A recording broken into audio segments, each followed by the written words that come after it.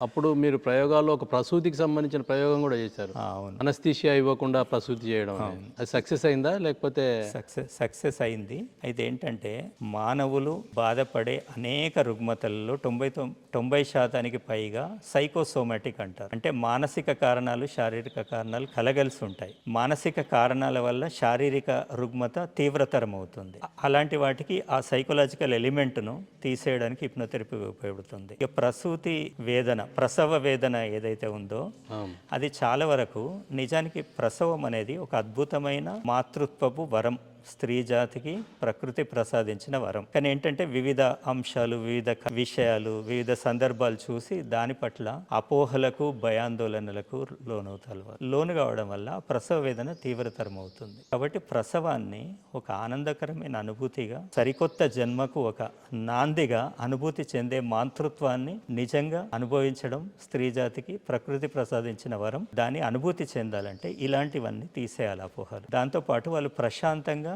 నిర్మలత్వంతో ప్రసూతికి సిద్ధం అయ్యే విధంగా వాళ్ళని సమాయత్తం చేసినప్పుడు శారీరక ప్రక్రియకు మనం అవరోధం కలిగించకుండా ఆ ప్రసవ వేదనను మనం సద్దుమణిగేలా చేయొచ్చు చాలా వరకు. ఈ ప్రయోగంలో మీరు సక్సెస్ అయ్యారు. అవును.